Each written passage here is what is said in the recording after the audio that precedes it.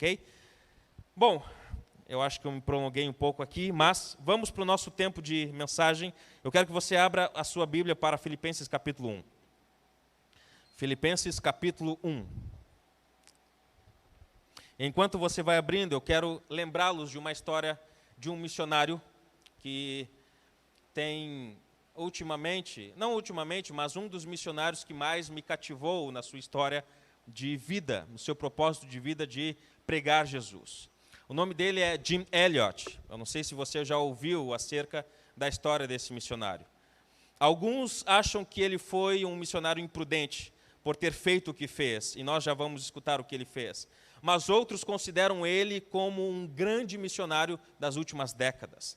Jim Elliot, ele foi com a sua esposa para a Venezuela, se eu não me engano, fazer um trabalho missionário entre os índios. E ele, junto com mais 4 amigos, resolveram ir juntos para a Venezuela fazer esse trabalho. E eles trabalharam muito em pregar o evangelho para alguns índios que eram receptivos. E naquela região eles conheciam ou ouviram falar sobre uns indígenas, uns índios chamados Aucas. E o que eles ouviram desses índios é que eles eram os mais violentos daquela região. Eles não tinham contato com ninguém, eles eram isolados. Jim, então, junto com seus 4 amigos, pensaram, não, nós queremos pregar o evangelho para o máximo de índios que nós queremos, que nós possamos. E existem esses índios, os Aucas, e nós podemos ir chegar até lá. Vamos fazer uma tentativa. E então eles concordaram, os 5 amigos, e começaram a ter contatos com esses índios. Tinha um deles que era aviador, ele tinha um avião, e eles sobrevoavam a região dos Aucas.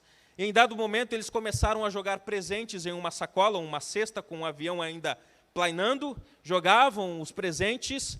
Os índios pegavam os presentes e colocavam também presentes. E com isso eles começaram a pensar, eles estão receptivos, eles estão fazendo troca de presentes conosco. Eu acho que já está mais do que na hora de nós irmos até eles.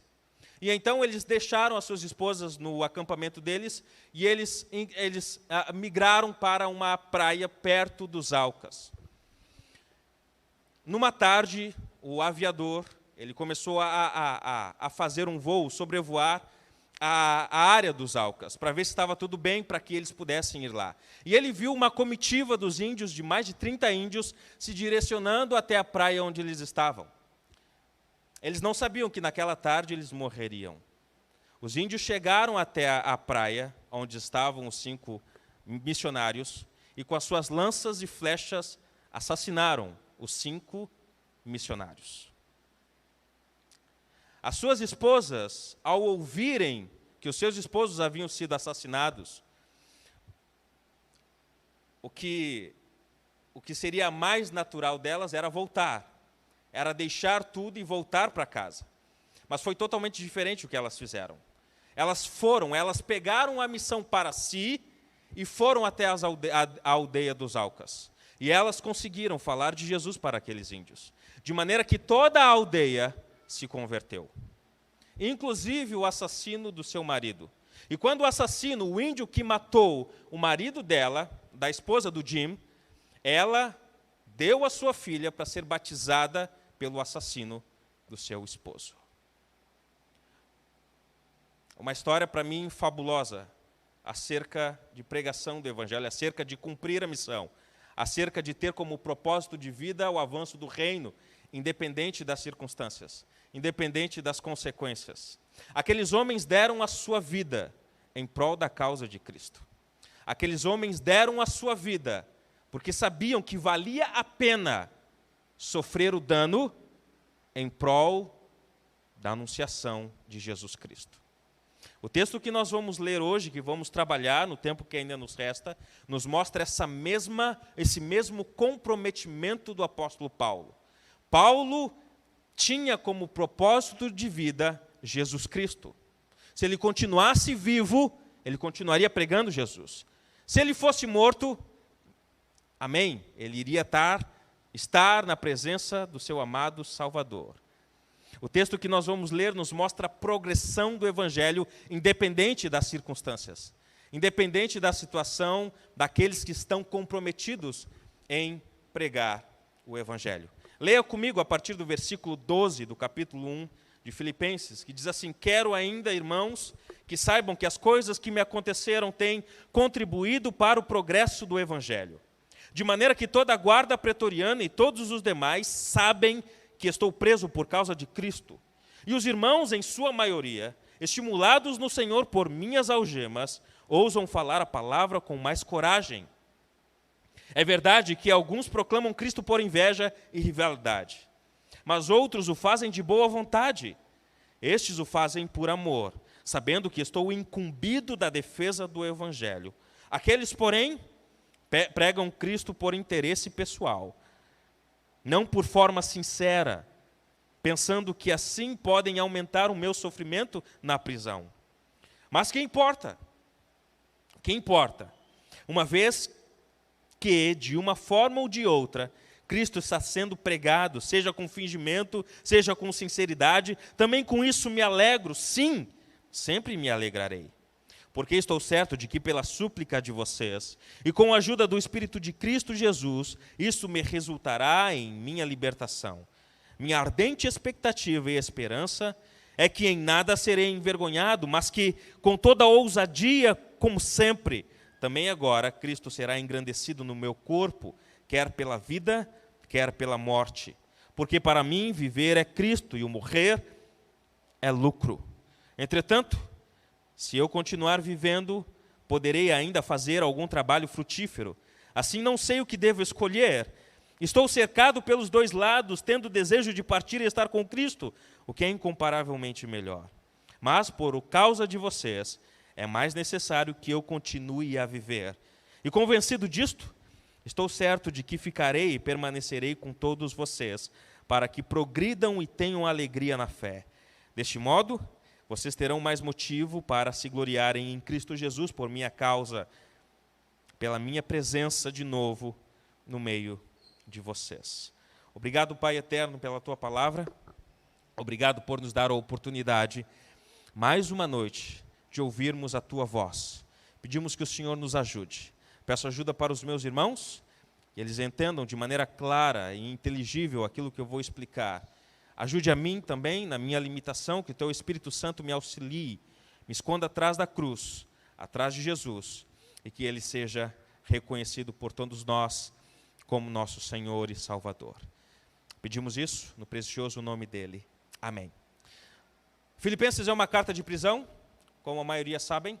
Paulo está preso e ele escreve algumas cartas para algumas igrejas. Os irmãos de Filipenses, eles estão angustiados pela situação de Paulo. Paulo está preso, o nosso pastor está preso, o missionário, o apóstolo, ele está lá preso, e agora como é que vai acontecer? O que será da nossa igreja? O que será do avanço do reino? O que será da proclamação do Evangelho? Paulo, ele quer corrigir essa perspectiva dos irmãos ao escrever para eles que isso tudo está indo bem, tudo está legal, tudo está indo conforme os planos que Deus havia planejado. Deus, ele trabalha diferente daquilo que nós planejamos. Concorda comigo? Nós podemos planejar isso aqui, mas Deus pode fazer outra coisa totalmente diferente daquilo que nós planejamos. Possivelmente não era plano de Paulo ser preso, mas por causa de Cristo, por causa da pregação do Evangelho, Paulo estava na iminência sempre de ser preso. E aqui foi uma das situações. Paulo foi preso por causa de Cristo. O versículo 13, ele diz que toda a guarda pretoriana e os demais sabem que ele está preso por causa de Cristo. Paulo não é nenhum malfeitor, Paulo não é visto como um criminoso, Paulo não é nenhum arruaceiro ou algum membro de facção que está fazendo algum tipo de burburinho. Paulo está pregando o Evangelho, Paulo está falando de Jesus. Por causa disso ele está preso. Mas, como pastor daquela igreja, fundador da igreja de Filipos, ele quer acalmar o coração dos irmãos. Ele quer dizer para os irmãos que está tudo bem, que o Evangelho está progredindo ainda que ele esteja preso. E a progressão do Evangelho aqui se dá de três formas.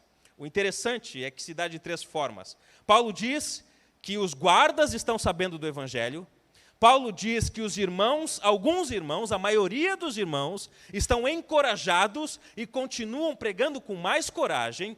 Mas também tem aqueles que estão pregando por inveja, por rivalidade. Veja o versículo 12. Quero ainda, irmãos, que saibam que as coisas que me aconteceram têm contribuído para o progresso do Evangelho. Os obstáculos que Paulo está enfrentando não são obstáculos que estão impedindo ele. Não são obstáculos que estão impedindo a progressão do Evangelho. Não são coisas que Paulo olha e vê, rapaz, não dá para continuar aqui. Eu estou preso e o Evangelho também está preso. É totalmente diferente disso. Paulo pode estar preso, mas o Evangelho não está preso. Paulo, comprometido com a pregação do Evangelho, não deixa que a sua prisão o atrapalhe de continuar pregando o Evangelho. Por isso ele está dizendo aos irmãos, eu quero que vocês saibam que a minha prisão, o que está acontecendo comigo, não impediu que o Evangelho continuasse avançando. Pelo contrário, está ajudando para a progressão do Evangelho. No versículo 13 ele diz, de maneira que toda a guarda pretoriana e todos os demais sabem que estou preso por causa de Cristo. Estima-se que na guarda pretoriana, ou a guarda pretoriana, a guarda imperial, a guarda do imperador, aqui é esta guarda que Paulo se refere, era constituída por, assim, meio por alto, por 10.000 soldados. Aí você tira uma ideia de quantas pessoas ouviram do Evangelho enquanto Paulo estava preso. 10.000 soldados. Paulo era preso em uma algema, e o soldado que vinha para aguardar, ele era preso na outra parte da algema. Então, ficavam se revezando 2 vezes no dia, 2 soldados, um na porta da prisão e outro junto com Paulo. Durante 2 anos, Paulo fez isso. Durante 2 anos, soldados vinham revezando após soldados para estar com Paulo. Dia e noite. Paulo não tem nada para fazer enquanto está preso, vamos dizer assim. Ele não pode ir para outra região, ele não pode continuar viajando. O que ele tem? Ele tem os livros para estudar e ele tem os soldados para evangelizar. Ele entupiu os ouvidos dos soldados de Jesus. Falou o quanto pôde de Jesus. Quero acreditar que na pregação de Paulo, no que Paulo falou para aqueles soldados, estava envolvido todo o aspecto do Evangelho, a perdição do homem, a situação caída do homem, a má notícia de que o homem estava indo para o inferno, mas ele também trouxe a boa notícia de que Deus em Cristo poderia salvar o pecador através da fé. Eu fico imaginando Paulo falando com um dos seus guardas, ei rapaz, tu vai para o inferno, ó. Tu vai para o inferno, tu é perdido, tu é pecador. Quero acreditar que ele deve ter feito algumas perguntas. Tu acredita em quê? Tu adora o imperador? Tu tem alguma religião? Você mente? Você pensa alguma coisa errada? Não, eu faço tudo isso. Pois é, por causa disso, por causa das suas mentiras, por causa dos seus pensamentos ruins, você vai para o inferno. Você está pecando contra Deus. Mas existe uma boa notícia, que você pode ser perdoado dos seus pecados se você crer em Jesus. Você pode ter uma comunhão plena com Deus se você crer em Jesus. Paulo não diz aqui se houve convertidos ou não, mas eu quero acreditar que muitos deles que ouviram o Evangelho se converteram ao Senhor Jesus. De maneira que não só a guarda pretoriana está sabendo do Evangelho, mas ele continua dizendo, e todos os demais sabem que estou preso por causa de Cristo. Penso eu que, além dos soldados, o local aonde eles estavam, todas as pessoas que passavam por ali, também ouviram do Evangelho. Por Paulo? Eu acredito que não, porque Paulo não podia sair da cela. Através de quem? Dos próprios soldados.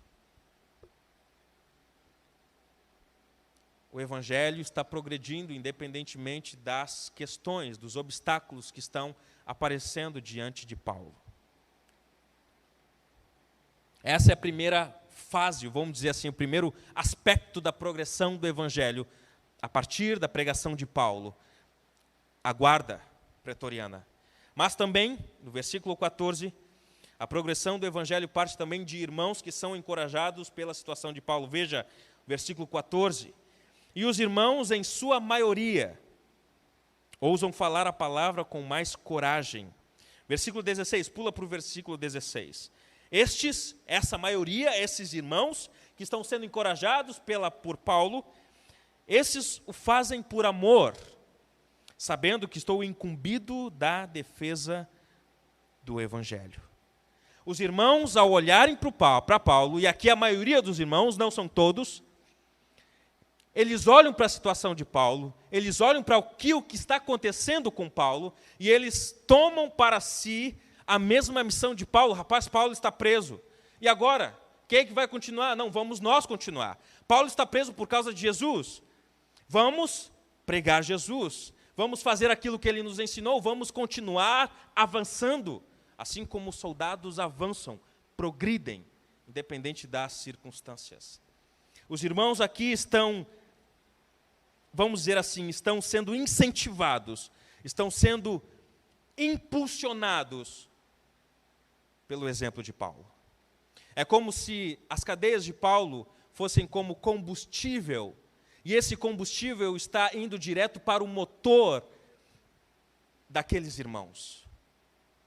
E os irmãos estão andando para frente com coragem, com ousadia, destemidamente, falando do Evangelho, isso a grande maioria. No entanto, há outros irmãos que fazem isso por rivalidade. Essa é a terceira aspecto da progressão aqui do Evangelho. Primeiro, o Evangelho está progredindo, está alcançando a guarda pretoriana. Um grupo que talvez Paulo não tivesse acesso se estivesse em liberdade. Em outro caminho, os irmãos que estão sendo encorajados por ele estão também progredindo, avançando, pregando o Evangelho destemidamente. Mas no versículo 14 ainda diz, na verdade, versículo 15, ele nos apresenta um outro grupo. Aqui eu quero acreditar que é a minoria. Estes, na verdade 15, é verdade que alguns proclamam Cristo por inveja e rivalidade, mas outros fazem de boa vontade. Aqueles, porém, pregam Cristo por interesse pessoal, versículo 17. Não de forma sincera, pensando que assim podem aumentar o meu sofrimento na prisão. Este outro grupo aqui está tentando atingir Paulo de alguma maneira. Está tentando aumentar o sofrimento de Paulo na prisão. Estão pregando Jesus por rivalidade, por inveja, por motivações deturpadas. Mas Paulo, ele não vê nenhum mal nisso. Ele não está preocupado com as motivações desses irmãos. Paulo está preocupado com a progressão do Evangelho. E é isso que ele nos mostra no versículo 18. Mas o que importa? O que importa se tem pessoas pregando Jesus por inveja, por rivalidade, tentando me afetar? Jesus Cristo está sendo pregado. O Evangelho está avançando. O reino está avançando. Eu não estou incomodado com as motivações desses irmãos. Eu estou comprometido com a anunciação de Cristo. E aqui nós temos o fabuloso progresso do Evangelho. Nesses primeiros versículos, dos versículos 12 a 18, nós temos o fabuloso progresso do Evangelho. O Evangelho está progredindo. O Evangelho está sendo anunciado, independente das circunstâncias que estão se aparecendo lá. Isso nos traz uma implicação para nós hoje. Independente das circunstâncias, meus irmãos, independente das consequências que possam aparecer, por causa da nossa intrepidez na pregação do Evangelho, a pregação do Evangelho não pode parar. Nós não podemos ser barrados por nada. Seja medo, seja vergonha, seja falta de oportunidade que se apareçam.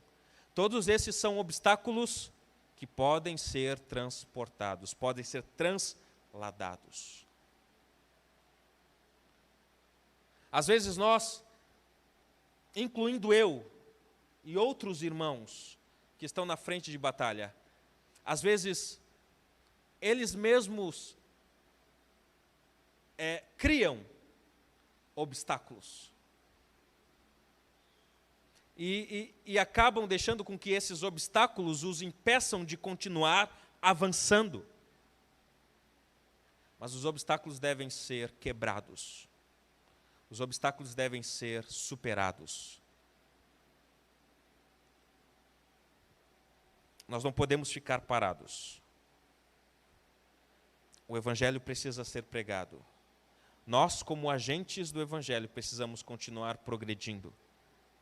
Precisamos continuar avançando. Precisamos continuar indo à frente. O versículo 18, ele faz essa pergunta, mas o que importa? Uma vez que, de uma forma ou de outra, Cristo está sendo pregado, seja com fingimento, seja com sinceridade, também com isto me alegro. Sim, sempre me alegrarei. A alegria de Paulo não estava nas pessoas, mas estava no que as pessoas estavam fazendo, que era pregando o Evangelho, que era fazendo aquilo que ele havia ensinado para eles. Paulo está feliz porque aqueles irmãos, independentes, estão fazendo isso por rivalidade ou estão fazendo pelos motivos devidos. Paulo está alegre porque Jesus está sendo ouvido pelas pessoas que não escutaram ou ainda não tinham a oportunidade de escutar sobre Jesus Cristo. Eu estou alegre porque Cristo está sendo pregado, porque Cristo está sendo anunciado. Dos versículos 19 ao versículo 26, nós temos o fabuloso comprometimento de Paulo em viver para Cristo, independente das circunstâncias. O versículo 19, ele diz: porque estou certo de que pela súplica de vocês e com a ajuda do Espírito Santo, ou Espírito de Jesus Cristo, isso me resultará em libertação. Aqui, a partir daqui, Paulo começa a olhar para o seu futuro. Ele já explicou para os irmãos que a situação dele é diferente do que eles estavam achando, está sendo bem aproveitada. O Evangelho está sendo pregado. E está sendo bem aproveitado de maneira plena. Aqui no versículo 19 em diante, ele começa a olhar para o seu futuro, para a continuação da sua história. E ele tem aqui no seu coração, bem guardado, que ele está sendo ajudado por duas frentes. Primeiro, pelas orações dos irmãos. Os irmãos estão orando pela libertação de Paulo. Mas também ele conta com a ajuda do divino, do grande Deus. Veja o versículo 19. Estou certo de que pela súplica de vocês e com a ajuda do Espírito Santo, isso me resultará em libertação. Paulo, ele sabe, ou ele pensa que pode ser libertado. Ele está olhando para frente, ele está com o pescoço erguido aqui, olhando lá para frente, está dizendo: rapaz, vocês estão orando por mim, o Espírito Santo pode agir como resultado da oração de vocês, e isso pode resultar na minha libertação. O versículo 20 mostra isso, a minha ardente expectativa. A ideia dessa frase aqui, como eu disse, é como se ele estivesse aqui olhando por cima do muro, olhando lá para frente e vendo a sua soltura, vendo a sua libertação. A minha ardente expectativa e esperança é que em nada serei envergonhado, eu não serei deixado de lado.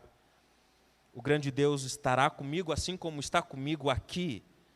O grande Deus continuará agindo, independente das circunstâncias, de que nada serei envergonhado, mas que, com toda a ousadia, como sempre, também agora Cristo será engrandecido no meu corpo, quer pela vida, quer pela morte. Aqui ele nos mostra que ele pode ser libertado, mas também pode ser morto. Ele pode ser aqui enforcado ou decapitado, seja lá que morte ele poderia passar aqui. Mas ele está olhando para o futuro.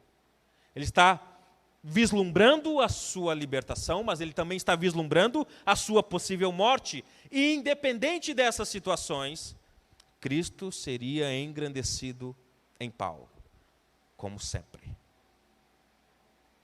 A minha ardente expectativa, Paulo tinha a expectativa de que Cristo seria glorificado, independente do que acontecesse com ele, na sua libertação ou na sua morte.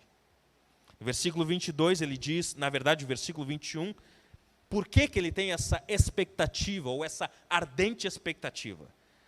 Porque para mim o viver é Cristo, e o morrer é lucro. A minha expectativa, se eu continuar vivo, é que Cristo continuará sendo glorificado por meio da minha vida. Como? Eu vou continuar falando dele. Vou continuar fazendo as minhas viagens missionárias. Eu vou continuar indo para os lugares além fronteira onde Cristo nunca foi ouvido. Eu vou continuar falando de Cristo. Mas, se eu morrer, eu vou morrer pela causa de Cristo. Eu vou morrer porque eu estou pregando o Evangelho. Eu vou morrer sabendo que eu fiz tudo o que foi possível para que Cristo fosse glorificado entre os gentios. Da mesma forma que o missionário Jim Elliot sabia que ele poderia morrer, e ele não titubeou, ele não retrocedeu, ele continuou para frente. Ele perdeu a sua vida por causa de Cristo. As suas esposas, as esposas dos 5 missionários, continuaram vivas. E o que elas fizeram? Elas foram e continuaram progredindo, sabendo que a sua tarefa era muito maior do que elas mesmas. O que Paulo está dizendo aqui é que Cristo é muito maior do que ele. A vida de Paulo era muito menor do que o propósito que ele tinha colocado no seu coração de anunciar o Evangelho. O comprometimento de Paulo com o Evangelho era muito maior do que o seu próprio bem-estar. O que Paulo nos ensina é que o Evangelho, a proclamação do Evangelho, é muito maior do que o nosso bem-estar.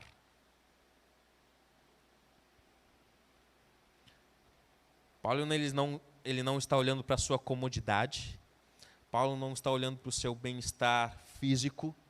É só você olhar 2 Coríntios, capítulo 6, se eu não me engano. Ali ele vai falar como tem sido, ou como foi o ministério dele.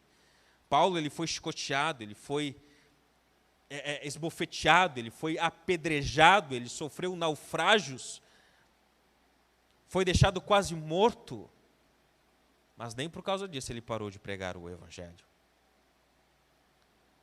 Paulo não estava olhando para si, mas ele estava olhando para a recompensa futura, que era estar com Jesus Cristo.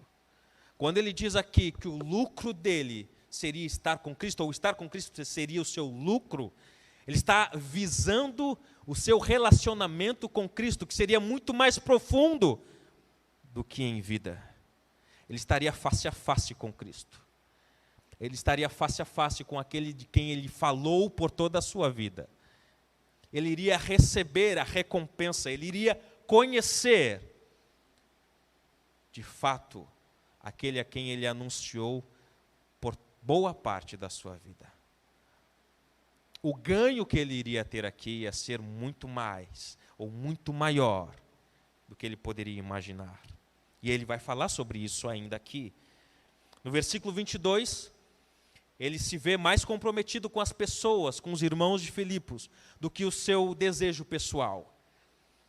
Já estamos encaminhando para o final. Versículo 22, entretanto, se eu continuar vivendo, poderei ainda fazer algum trabalho frutífero. Assim, não sei o que devo escolher. Ele está se vendo encurralado. Ele quer partir e estar com Cristo, mas ele também entende, se continuar vivo, ele vai continuar ajudando no progresso do Evangelho. Não sei o que devo escolher, estou, versículo 23, cercado pelos dois lados, tendo desejo de partir e estar com Cristo, o que é incomparavelmente melhor.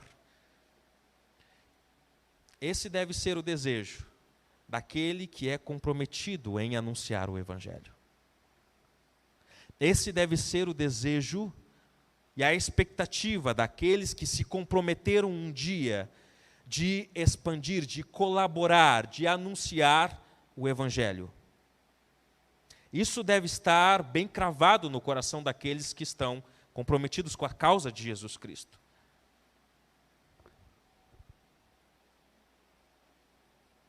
Mas, versículo 24, por causa de vocês, é mais necessário que eu continue a viver. Por causa de vocês, meus irmãos, por causa da igreja, é necessário que eu continue aqui, para que eu ajude vocês, para que eu continue ajudando vocês. Versículo 25, e convencido disto, convencido de que ele precisa estar ali com os irmãos, estou certo que ficarei e permanecerei com todos vocês para que progridam e também tenham alegria na fé. Desse modo, vocês terão mais motivos para se gloriarem em Cristo Jesus por minha causa, pela minha presença de novo no meio de vocês. Ele deixa de lado o seu desejo pessoal, pelo bem dos irmãos que ele ama. Ele quer que os irmãos continuem progredindo. Ele quer que os irmãos continuem tendo alegria na fé, alegria no Evangelho. Paulo entende que a sua permanência ali, perto dos irmãos, era importante para que eles pudessem continuar crescendo e continuar amadurecendo e progredindo na fé. O que nós aprendemos com esse texto? O que nós aprendemos de maneira resumida com esses versículos aqui que acabamos de estudar? Primeiro, nenhum tipo de obstáculo pode nos impedir de completarmos a nossa missão.